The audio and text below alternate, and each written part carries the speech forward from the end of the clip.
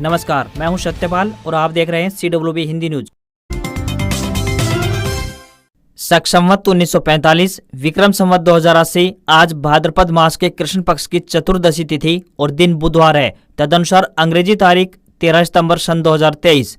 आज सूर्योदय सुबह 6:04 पर उदय होगा। आइए सबसे पहले एक नजर डालते हैं दिन भर की सुर्खियों पर। आयुष्मान कार्ड धारकों के लिए अच्छी खबर, स्वास्थ्य विभाग की तरफ से चलाया जाएगा विशेष अभियान, जानिए कब से होंगे शुरू। भारतीय नौसेना दिल्ली में आई ऑफिसर की भर्ती 12वीं पास कर सकते हैं आवेदन। हरियाणा में धान और बाजरा की सरकारी खरीद का शेड्यूल हुआ जारी, बताएंगे पूरी अपडेट। सरकारी नौकरी की तैयारी कर रहे अभ्यर्थियों के लिए बड़ी खबर, अब केंद्र सरकार की नौकरियों में भी होगा CET परीक्षा का आयोजन, बताएंगे पूरी अपडेट। हरियाणा सरकार ने फसलों के बीमा पर लिया बड़ा फैसला, हरियाणा के इन 7 जिलों के किसानों को मिलेगा सीधा लाभ, बताएंगे पूरी अपडेट। बजरंग पूनिया को विशाल कालीरमण के साथ कुश्ती का खुला चैलेंज मिला, जीता तो पंचायत देगी 27 लाख रुपए, कार और एक भैंस। इस बार अब प्राइवेट स्कूलों में बनेंगे बोर्ड परीक्षा के केंद्र, हरियाणा बोर्ड ने मांगे आवेदन। मोनू मानेसर हरियाणा में गिरफ्तार, राजस्थान पुलिस को सौंपा गया। नासिर जुनैद को जिंदा जलाने के केस में ट्रांजिट रिमांड पर लिया गया। हरियाणा में राशन डिपो के अलॉटमेंट पर लगी रोक, आरक्षण मिलने के बाद इंतजार में बैठी थी महिलाएं। आईफोन 15 हुआ लॉन्च, शुरुआती कीमत 79,990 रुपए, 48 मेगापिक्सल का मेन कैमरा और टाइप C पोर्ट मिलेगा। वॉच सीरीज 9 भी की गई पेश। लीबिया में डेनियल तूफान और इसके बाद बाढ़ से 3,000 से ज्यादा की मौत, 10,000 लोग लापता बताए गए हैं, इनमें 123 सैनिक भी हैं। हालात इतने खराब कि मदद पहुंचाना भी मुश्किल। भारत एशिया कप के फाइनल में पहुंचा, लगातार 13 वनडे जीतने के बाद 41 रन से हारा श्रीलंका। और अब खबरें विस्तार से। हरियाणा में रोजगार की बाट जो रही युवाओं के लिए एक अच्छी खबर सामने आ रही है। बता दें कि हरियाणा परिवहन विभाग में कौशल रोजगार निगम यानी HKRN के माध्यम से क्लर्क सहित कई अन्य पदों को भरा जाएगा। हालांकि ज्यादातर डिपो में अस्थायी कर्मचारियों द्वारा क्लर्क संबंधित कार्यों को पूरा करवाया जा रहा है। माना जा रहा है कि सितंबर महीने में नई भर्ती प्रक्रिया सभी डिपो स्तर पर प्रारंभ कर दी जाएगी। चरखी डिपो महाप्रबंधक प्रदीप अहलावत ने कहा कि विभाग के द्वारा HKRN के माध्यम से क्लर्क, स्टेनोटाइपिस्ट, हिंदी व TVF की भर्ती की जाएगी। जल्द ही HKRN के माध्यम से इस भर्ती प्रक्रिया को प्रारंभ किया जाएगा। वहीं रोडवेज विभाग में HKRN के माध्यम से हो रही भर्ती का कर्मचारी संगठनों ने विरोध जताते हुए स्थायी भर्ती करने की मांग उठाई है।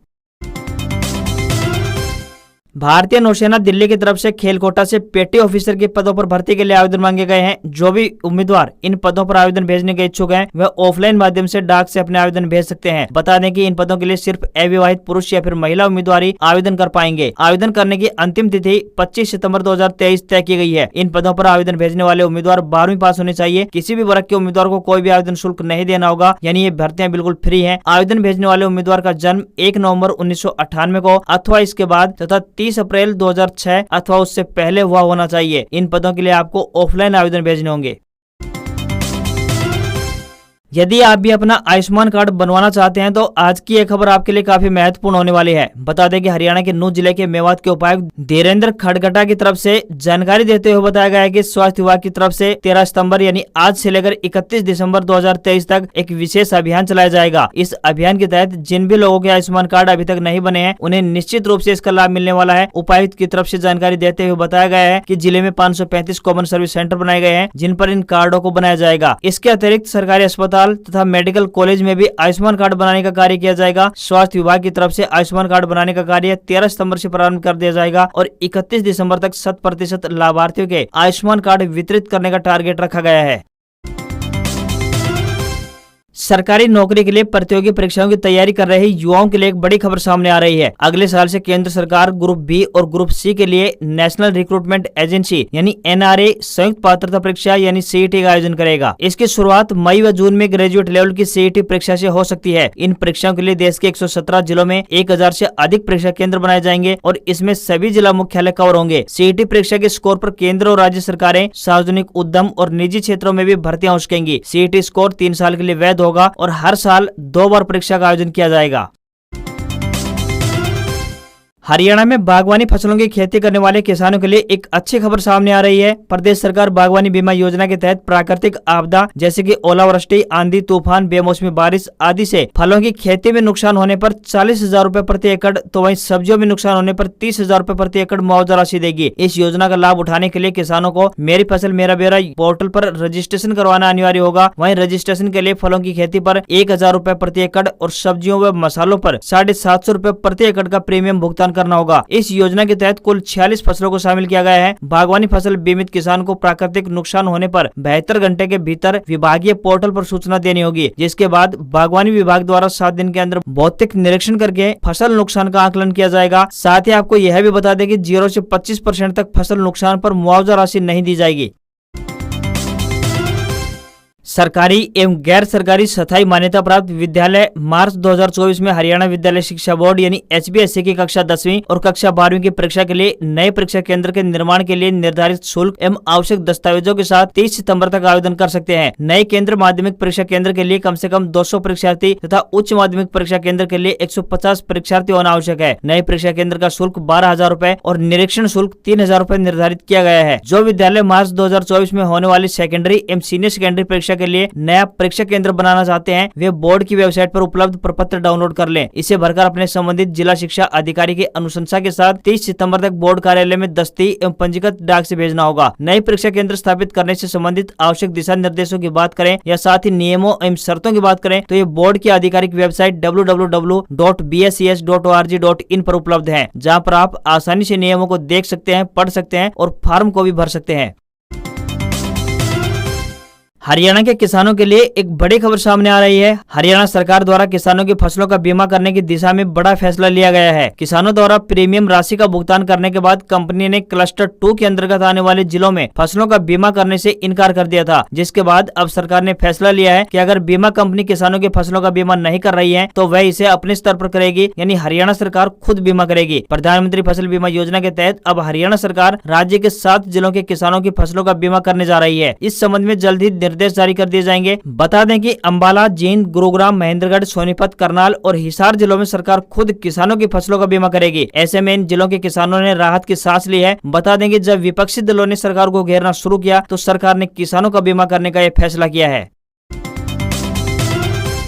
हरियाणा में कुश्ती को लेकर छिड़ी जंग थमने का नाम नहीं ले रही है। ताजा विवाद बजरंग पूनिया से जुड़ा हुआ है, जिन्हें एशियन गेम्स के लिए बिना ट्रायल दिए सिलेक्ट किया गया है। इस मामले को लेकर हरियाणा में कई बार खाप पंचायतें बुलाई गई थी, लेकिन विवाद का हल नहीं हो पा रहा था। इसी मामले को लेकर प्रदेश के सबसे बड़े गाँव सिसाई में भी पंचायत का आयोजन किया गया। सिसाई गाँव में हुई इस पंचायत में बजरंग पूनिया को विशाल कालीरमण निवासी सिसाई के साथ कुश्ती करने का खुला चैलेंज दिया गया है। बता दें कि एशियन गेम्स के लिए हुई ट्रायल में विशाल ने बाजी मारी थी, लेकिन इसके बावजूद भी उसके साथ अन्याय हो रहा है। भारतीय कुश्ती संघ द्वारा बजरंग पूनिया को एशियन गेम्स में शामिल होने के लिए भेजा जा रहा है। इस पंचायत में फैसला लिया गया है कि यदि बजरंग पूनिया कुश्ती में विशाल कालीरमण को हरा देता है तो गांव बजरंग पूनिया को 27 लाख रुपए नगद, एक कार, एक भैंस व पगड़ी पहनाकर सम्मानित करेगा। इसके लिए पंचायत की ओर से 10 दिन का समय दिया गया है। इस पंचायत के बाद बड़ी संख्या में लोग विशाल कालीरमण के पक्ष में आ गए हैं और उनके साथ खड़े दिखाई दे रहे हैं। इनका मानना है कि हर खिलाड़ी का देश के लिए खेलने का सपना होता है और हर खिलाड़ी को यह अवसर मिलना भी चाहिए। हरियाणा के डिप्टी सीएम दुष्यंत चौटाला ने सोमवार को चंडीगढ़ में खाद्य आपूर्ति एवं उपभोक्ता मामले, कृषि एवं किसान कल्याण विभाग, स्टेट वेयरिंग हाउस कॉर्पोरेशन समेत कई अन्य विभागों के अधिकारियों के साथ एक बैठक आयोजित की है। इस बैठक में धान और बाजरा की सरकारी खरीद शुरू करने संबंधी चर्चा की गई। बैठक के बाद मीडिया से बातचीत करते हुए डिप्टी सीएम दुष्यंत चौटाला ने बताया कि केंद्र सरकार ने 1 अक्टूबर से बाजरे एवं धान की सरकारी खरीद शुरू करने के निर्देश दिए हैं, लेकिन हरियाणा सरकार ने किसानों की मांगों को देखते हुए केंद्र सरकार को 20 सितंबर से बाजरा और 25 सितंबर से धान की सरकारी खरीद शुरू करने के लिए एक पत्र लिखा है। उप मुख्यमंत्री ने कहा कि अगर केंद्र सरकार की अनुमति मिल जाती है तो यह खरीद प्रक्रिया 1 अक्टूबर से पहले शुरू कर दी जाएगी। हालांकि केंद्र की ओर से सूबे में बाजरे की कितनी खरीद की जाएगी इस पर जल्द फैसला लिया जाएगा, यानी 1 से 2 दिन में फैसला आ सकता है। चौटाला ने बताया कि हरियाणा में मक्का की खरीद 20 सितंबर से, मूंग 1 अक्टूबर से, तिल, अरहर और उड़द की खरीद 1 दिसंबर से शुरू कर दी जाएगी। प्रदेश सरकार ने धान के लिए 215 खरीद केंद्र, बाजरा के लिए 92, सूरजमुखी के लिए 13, मूंग के लिए 38, तिल के लिए 27, अरहर के लिए 22 और उड़द के लिए 10 खरीद केंद्र निर्धारित किए हैं। सभी फसलों को एमएसपी पर खरीदा जाएगा। साथ ही दुष्यंत चौटाला ने फसल लेकर मंडियों में पहुंचने वाले किसानों के लिए सभी जरूरी बुनियादी सुविधाओं के उचित प्रबंध के लिए भी दिशा निर्देश जारी कर दिए हैं।